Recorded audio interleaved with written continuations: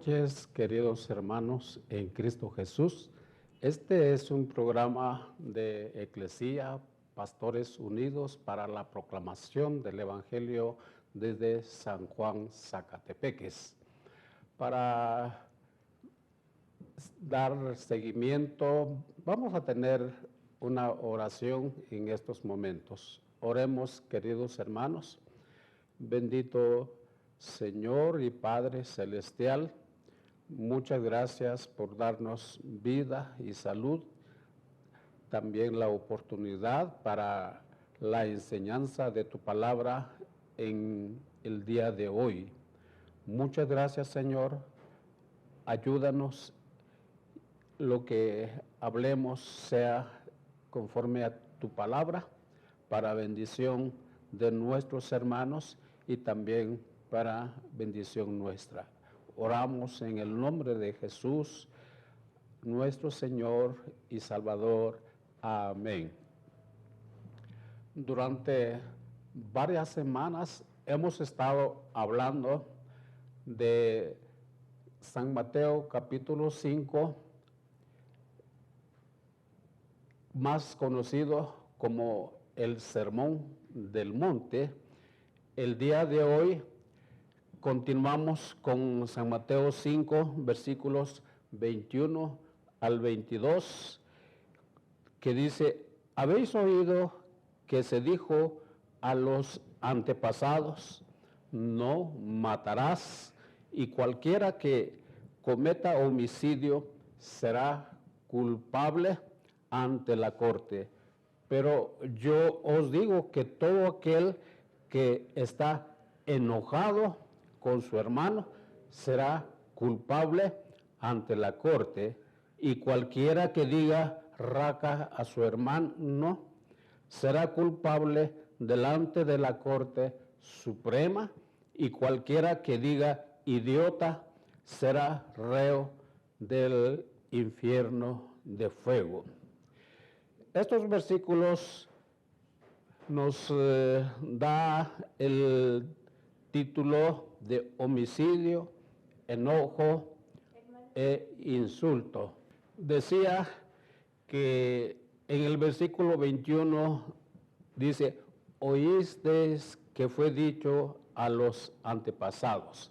Así pues, en el resto del capítulo 5, Cristo introduce una serie de 6 antítesis o contrastes, mediante los cuales ilustra la diferencia entre la ley tal como era interpretada por los rabinos de su día y su propia ampliación o cumplimiento de ella.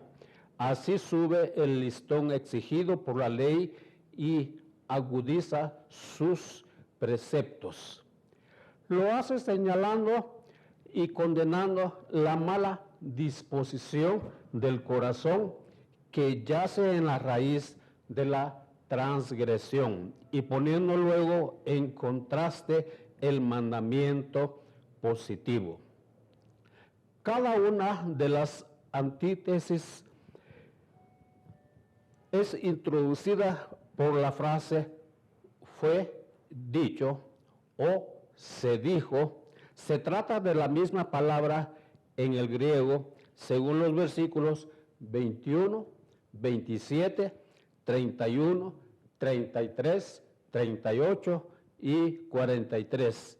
Aquí en el versículo 33 tenemos la fórmula más extensa que dice: habéis oído que se dijo a los antepasados, o más literalmente a los antiguos.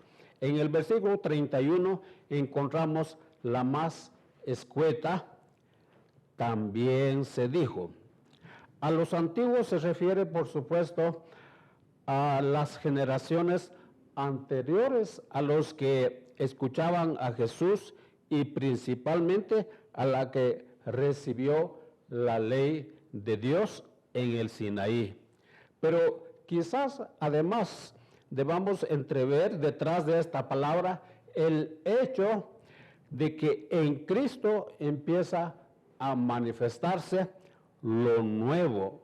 Las cosas que han valido hasta aquí están a punto de ceder ante las mayores enseñanzas de aquel que hace nuevas todas las cosas, según Apocalipsis 21:5. La ley sirvió para los que vivían durante la antigua dispensación, pero será absorbida en las nuevas y más amplias realidades de la nueva dispensación introducida por Cristo. No se puede poner vino nuevo en odres viejos, dice San Mateo 9:17. Los discípulos ya no pertenecen a los antiguos. En Cristo nuevas criaturas son, así lo dice 2 Corintios 5:17. A veces la antítesis consiste en un sencillo contraste entre dos postulados éticos. Fue dicho, pero yo os digo, según los versículos 31-32 de San Mateo capítulo 5. Otras veces el segundo postulado, el que expresa la enseñanza de Cristo, es más amplio. Fue dicho, pero yo os digo. Ese pero, según los versículos 33 al 37, del 38 al 42, otras, este segundo postulado da lugar a una explicación de las razones de la enseñanza de Cristo. Fue dicho, pero yo os digo, decía el Señor, de los versículos 43 al 47, el por qué, y en otras ocasiones Cristo añade alguna ilustración para ejemplificar las ramificaciones de sus enseñanzas. Fue dicho, pero yo os digo. Y agrega, por lo tanto. A veces las palabras citadas por Cristo como lo que se dijo a los antiguos proceden directamente de la ley del Antiguo Testamento. Según los versículos 27, 31, 33 y 38 de San Mateo capítulo 5. Otras veces son citas del Antiguo Testamento combinadas con glosas comúnmente añadidas a ellas por los rabinos, según el versículo 21 y 43. En cualquier caso, podríamos recibir la impresión de que Cristo, contra lo que acaba de decir el versículo 17 y 18, se está alzando en oposición a las Escrituras. Pero una lectura cuidadosa de sus palabras demuestra que no es así. Si acaso hay contradicción, es con respecto a las interpretaciones rabínicas. En ningún caso Jesús contradice la ley. No dice, oíste que fue dicho, pero yo os digo que esto no es cierto, sino que dice, fue dicho, pero yo os digo que hay que ir más allá.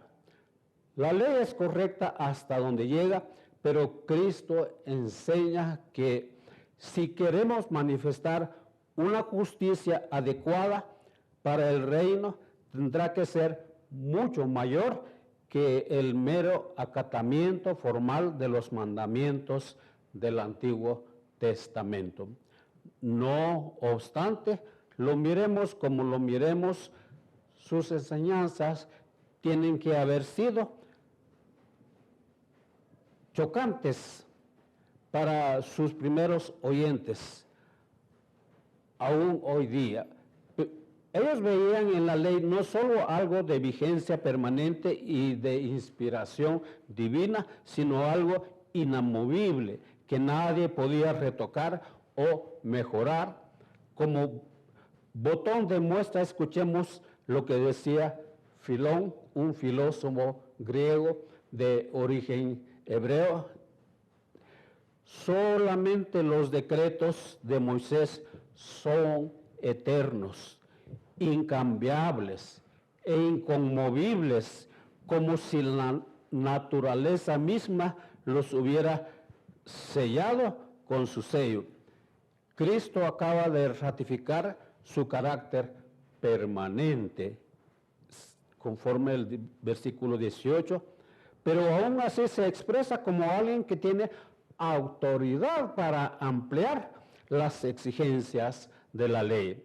En contraste con el oíste que fue dicho, Jesús opone su pero, yo os digo. Ya lo decíamos del versículo 22, 28, 32, 34, 39, 44 del capítulo 5 de San Mateo. No dice, a mí me parece que mi interpretación de la ley sería, habla como si la autoridad emanara o saliera de él mismo, habla como el Mesías, el Hijo de Dios. Esto es lo que le llamará la atención también a la multitud. Esperamos en el Señor que estas palabras nos ayuden también a nosotros. Continúa el pastor José Ricardo en esta enseñanza y pase, hermano. Buenas noches, una bendición nuevamente estar en el canal para poder llevar el tema de Mateo capítulo 5. Hoy continuamos con el versículo 21 en adelante, cuando Jesús habla, o cuando Jesús habla acerca del versículo 21, cuando él habla, no matarás. Entonces la primera antítesis se centra en el sexto mandamiento, no matarás. Y también lo habla Deuteronomio capítulo 5, verso 17, es decir, no cometerás ningún homicidio. A esto Cristo añade una glosa rabínica: cualquiera que cometa homicidio será culpable ante la corte. Enseguida nos preguntamos qué hay de malo en esto. ¿Acaso no es un fiel reflejo de lo que enseña la ley? Ciertamente, sin embargo, en la enseñanza rabínica habían dos males implícitamente denunciados por Cristo. En primer lugar, la glosa. Entonces, cuando habla acerca de las agresiones de menor, que el homicidio queda exento del juicio. Y claramente es a este error a que Cristo contesta en el versículo 22, cuando él habla acerca de lo que está diciendo en Mateo capítulo 5, verso 22, y oiga lo que dice: pero os digo que cualquiera que se enoje contra su hermano será culpable de juicio, y cualquiera que diga necio a su hermano será culpable ante el concilio, y cualquiera que diga fatuo quedará expuesto al infierno de fuego. Y este versículo el Señor lo habla de una manera, quizás los rabínicos, ellos estaban puesto la mirada tanto en el que mate, pero Jesús va más allá de eso. Jesús va más allá de eso, porque él dice, pero yo digo que cualquiera que se enoje, ya va otra cosa más. Contra su hermano será culpable de juicio, y cualquiera que diga necio a su hermano será culpable ante el concilio, y cualquiera que diga fatuo quedará expuesto al infierno. Por eso es que podemos nosotros notar ahí de que quizás ellos ante la ley tenían sus cuestiones meras, quizás para ellos bastante duro, ¿verdad? Porque ellos manifestaban algo, pero en el Señor no es solo la muerte, sino que implica un montón de cosas en la cual el Hijo de Dios tiene que estar viendo de una forma que no es solo de matar, sino que muchas veces también se mata de otra forma. Por eso, en segundo lugar, la palabra empleada para la corte es la que se utilizaba habitualmente para hablar de los tribunales locales. Ellos tenían sus jueces, tenían sus magistrados, tenían sus tribunales que existían en todos los pueblos, que estaban vinculados a la sinagoga y que se componían en 3 o 7 o 23 jueces según el tamaño de la población. Parece ser pues que los rabinos no solo limitaban el 6º mandamiento al homicidio literal, sin tomar en cuenta otras muchas ramificaciones, sino que contemplaban su enjuiciamiento ante los tribunales humanos más que en el juicio de Dios. Ellos se basaban más en lo literal, pero dejaban a un lado lo espiritual. Y por eso que el Señor habla acerca de un texto que dice que si nuestro ojo no es ocasión de caer, mejor sacarlo. Si nuestra mano también habla, si es ocasión de hacernos caer, es mejor entrar mancos al infierno que con todo nuestro cuerpo. El Señor hablaba de ciertos ejemplos y ellos pues lo miraban literalmente, porque eso es lo que la ley hacía en esos pueblos, en esas comunidades o en esos lugares, yo no sé, pero habían puesto ellos 23 jueces para que ellos llevaran a cabo pues cada persona que cometía el error, pero se olvidaban de un Dios maravilloso que daba el perdón de nuestros pecados. Lo que hicieron fue reducir y confinar las sanciones que acompañaban a este mandamiento a un simple castigo de manos de magistrados civiles. Enseñaban simplemente no deben matar, porque si lo hacen corren el peligro de que el magistrado los condene, los lleve a la cárcel, les ponga una multa, les ponga cuántos años de cárcel. Pero el Señor va más allá de eso, porque muchas veces ellos podían enjuiciar al cuerpo, pero menos a nuestra alma. Y nuestra alma es nuestro ser interior, es lo que el Señor desea de nosotros, que sea sanado, que sea totalmente sano nuestra alma. Por eso es necesario que nuestro cuerpo, alma y espíritu, nosotros estemos totalmente limpios. En ambos casos lo malo no está en lo que los rabinos decían, sino en lo que dejaban de decir. Descuidaban las manifestaciones menores del espíritu homicida y se olvidaban del juicio final.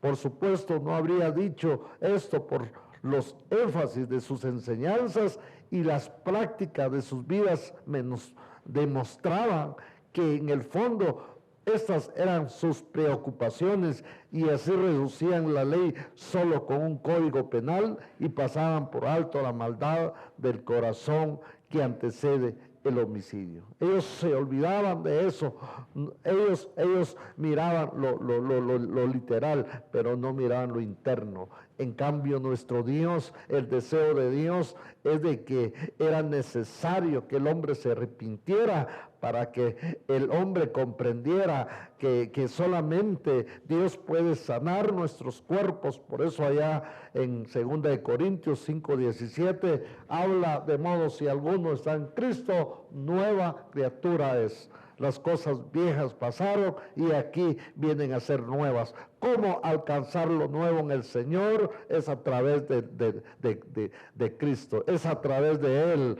es a través de una sanidad de nuestra alma, de nuestro corazón. Antes de tirarles piedras, haríamos bien en considerar si no caemos nosotros en el mismo error que nos importa más que el que dirán los hombres o el que dirá Dios, que condiciona nuestros comportamientos, el hecho de tener que comparecer ante el tribunal de Cristo y darle cuentas, o el hecho de que podamos ser vistos y condenados por los hombres. No hay nada malo en no querer ofender a nuestros hermanos, y gracias a Dios si su opinión nos salva de cometer ciertos pecados. Pero es muy triste si solo ajustamos nuestro comportamiento a lo que otros piensan y no según lo que piensa Dios, porque entonces viviremos de una manera cuando pensamos que nuestros hermanos pueden vernos, y de otra cuando no es así. Qué importancia, hermanos, cuando nosotros vamos a pensar que lo que piensa el hombre, pero qué es lo que piensa Dios. Dios nos lleva más allá. Dios desea de nosotros de que el matar implica muchas cosas. Eso implica, por eso habla el Señor, dice: pero os digo que cualquiera que se enoje contra su hermano será culpable de juicio, y cualquiera que diga necio a su hermano será culpable ante el concilio, y cualquiera que diga fatuo quedará expuesto al infierno de fuego. Así que en esta preciosa noche, para mí es un privilegio poder llevarle este tema, y en esta noche yo estaré dejando el tiempo a nuestro pastor hermano Eddie, para que él continúe con lo siguiente. Que Dios les bendiga. Bendiciones del Señor para su vida. Es un privilegio poder estar de nuevo acá con ustedes, y especialmente para escudriñar la palabra del Señor. Seguimos acá en San Mateo capítulo 5, versos 21 y 22. Quiero leerle la Nueva Traducción Viviente. Ahí dice: han oído que a nuestros antepasados se les dijo: no asesines, si cometes asesinato quedarás sujeto a juicio. Pero yo os digo, aun si te enojas con alguien, quedarás sujeto a juicio si llamas a alguien idiota. Corres peligro de que te lleven ante el tribunal, y si maldices a alguien, corres peligro de caer en el fuego del infierno, dice esta versión. Es interesante, mis hermanos, porque el ser humano tiende a emitir juicio, a emitir pena cuando algo ha sido ya consumado, es decir, el hecho, ¿verdad? Nosotros somos no somos muy dados a la prevención, es decir, a la intención, a lo que motiva, lo que llevó a alguien a consumar un hecho, un homicidio, ¿verdad? Es decir, nosotros pedimos una pena para alguien que asesinó a alguien, ¿verdad? Alguien que quitó la vida, pero ¿qué motivó a esta persona, ¿verdad?, a hacer esto? Y ahí es donde el Señor nos va a llevar en el versículo 22, cuando Él dice: pero yo os digo, ¿verdad? Ahí es donde empieza lo interesante de este versículo, y nos daremos cuenta hoy a dónde apunta nuestro Señor Jesucristo. De hecho, Cristo procede entonces ahora a enseñar a los discípulos que hay todo un abanico de males implícitos en el sexto mandamiento, ¿verdad? Además del homicidio en sí, estaría el odio, la enemistad, el rencor, la envidia, el enojo, el insulto y otras cosas, mis hermanos. Y que estos son igualmente susceptibles de ser juzgados, es decir, son dignos también de ser juzgados. Y esto no solo ante los tribunales humanos, sino también ante la corte celestial del juicio final. Es decir, hermanos, pensar en odio, enemistad, rencor, envidia, enojo o un insulto, eso nos hace pensar que en el juicio final todo eso será juzgado, ¿verdad? Aunque para nosotros como humanos diríamos: no, merece ser juzgado un homicidio, ¿verdad? Pero no, para el Señor no, es todo aquello que motiva a llevar algo a un hecho, ¿verdad? El fariseo o los fariseos suponían que no había quebranto del sexto mandamiento siempre que tuviesen las manos limpias de sangre, ¿verdad? O sea, para el fariseo había inocencia siempre y cuando no se mancharan las manos de sangre. Sin embargo, para Jesús, o el mismo Jesús, afirma que el enojo mismo es ya una infracción de este mandamiento. Porque de permitírsele a alguien que se ha enojado, ¿verdad?, de permitírsele que se manifieste por medio de lo que está sintiendo, definitivamente esto le llevaría a una persona a quitarle la vida a otros seguramente, ¿verdad? No sé si usted ha experimentado un enojo muy fuerte y que hay algo que lo detiene a no consumar lo que usted tiene en su mente. Eso es lo que está diciendo el Señor. Aún ese enojo, eso que está por dentro y que si se le permitiera a usted le haría mucho daño a alguien, bueno, el Señor dice que hasta eso es digno de ser juzgado, ¿verdad? Entonces, para ellos no es homicida solo aquel que llega a asesinar. Para Jesús no era homicida solo aquel que le quitaba la vida a otro, ¿verdad? Sino también cualquiera que abrigara pensamientos asesinos o motivaciones destructivas. Tales pecados en el hombre interior pueden tomar diferentes formas y manifestarse de diferentes maneras. Cristo hace mención específica, ¿verdad?, del enojo y del insulto. Pero en el del verso 23 al 26 aparecen ilustraciones que sería bueno que usted lo leyera ahí en su casa, siempre de San Mateo 5, ¿verdad?, que son dignas de contemplar, de ver, de evaluar, de escudriñar, ¿verdad? No solo las actitudes malas que pueden haber entre nosotros, sino también cualquier ofensa o cualquier ofensa nuestra que pudiese provocar malas actitudes en la persona ofendida. Es decir, nosotros también podemos provocar a alguien a que venga y nos ofenda o aún hasta nos quite la vida, ¿verdad? Estaríamos provocando a alguien. Es como si Cristo buscara a propósito, mis hermanos, el detalle más pequeño de la ramificación lejana para ilustrar la complejidad de lo que implica un homicidio, ¿verdad? Cuando se habla en el texto de la corte, se refiere al tribunal local del pueblo. Cuando se habla en el texto de la Corte Suprema, está hablando del concilio o el tribunal supremo del país, en este caso el Sanedrín, ¿verdad?, ubicado en Jerusalén y compuesto por 71 jueces, donde se celebraba solo los juicios más serios.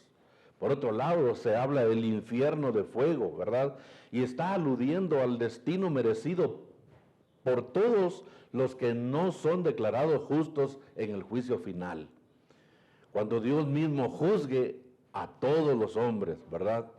La referencia del infierno es al valle al sureste de Jerusalén, que había sido utilizado por los reyes apóstatas de Judá para el culto a Moloc, y que Josías, a fin de erradicar tales prácticas, había convertido en un vertedero municipal dicho lugar.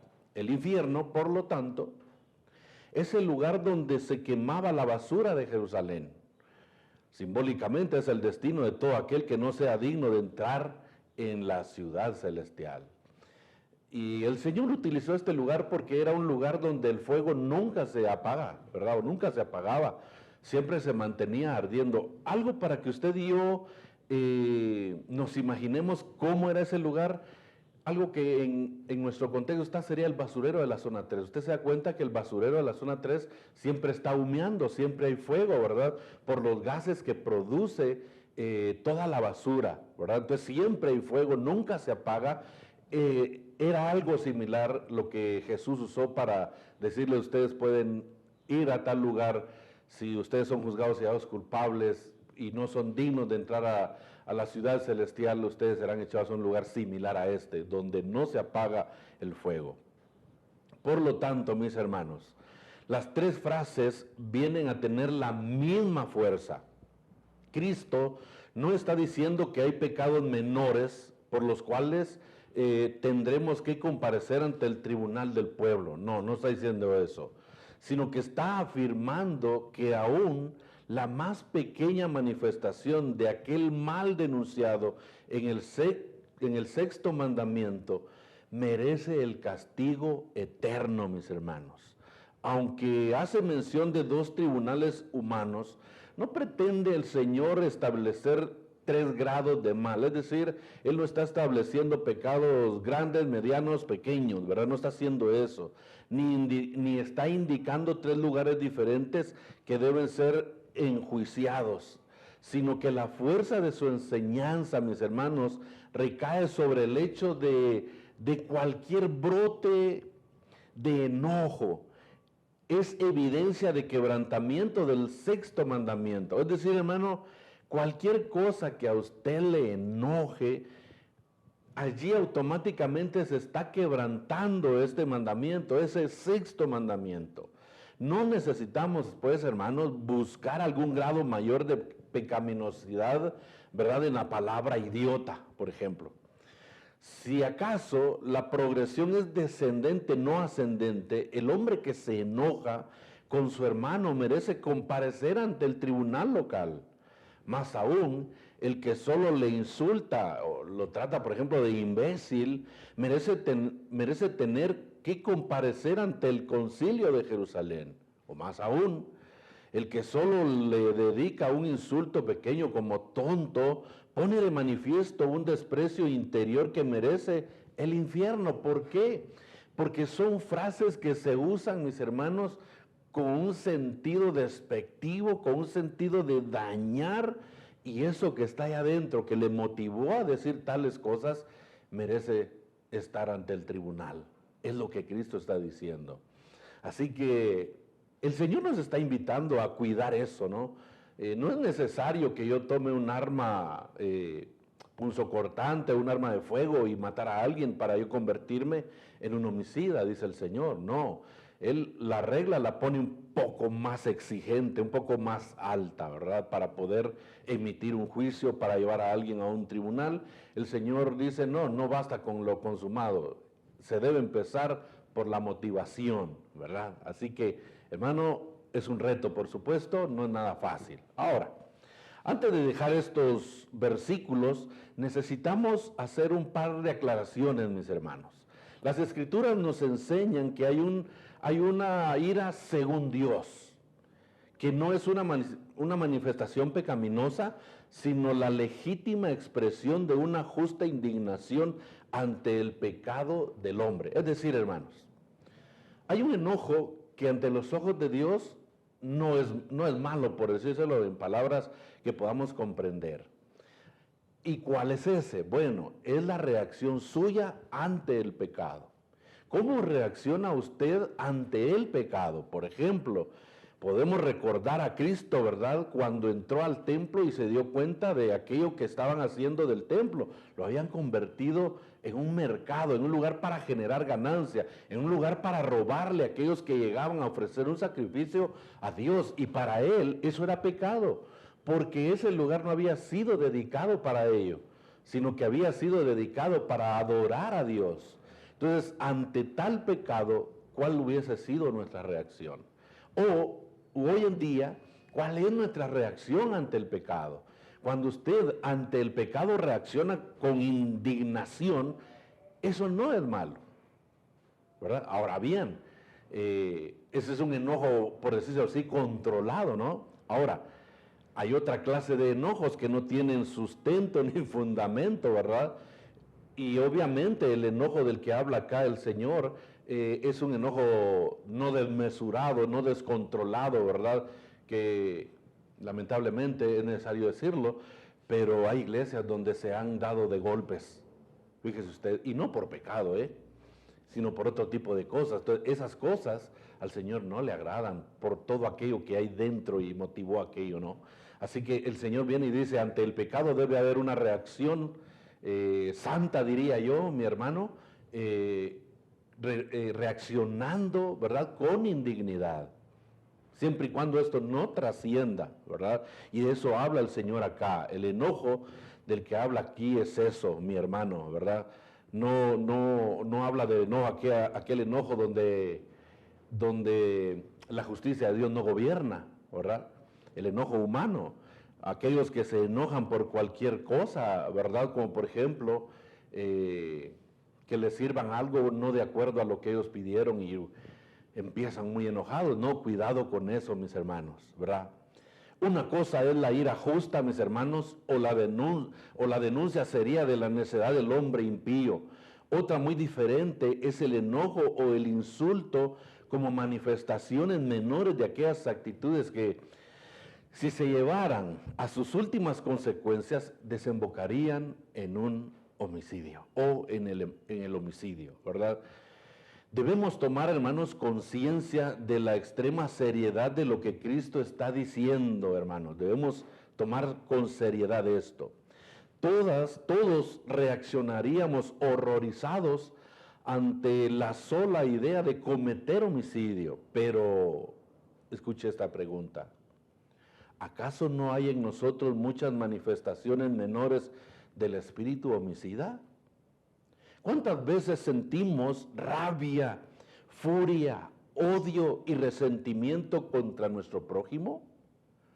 ¿Cuántas veces nos enfadamos con él sin causa alguna, sin razón? O teniendo causa, permitimos que nuestro enojo llegue a extremos muy altos, ¿verdad? Desorbitados. ¿Cuántas veces estos sentimientos se expresan en palabras insultantes, hirientes, amargas, sarcásticas, malignas o dañinas? ¿Cuántas veces, hermano? Quizás nuestro enojo nunca llegue a los tribunales. Seguramente no llegará a los tribunales ni a los titulares de la prensa, mis hermanos. Y seguramente nunca tendremos que comparecer ante un tribunal criminal. Seguramente nuestro enojo nunca llegará hasta esos niveles. Pero no por eso somos justificados. Detrás de una fachada de buenos ciudadanos podemos practicar el homicidio de corazón. A espaldas de nuestro prójimo, mis hermanos, podemos asesinar su reputación. Estas cosas también merecen el castigo eterno.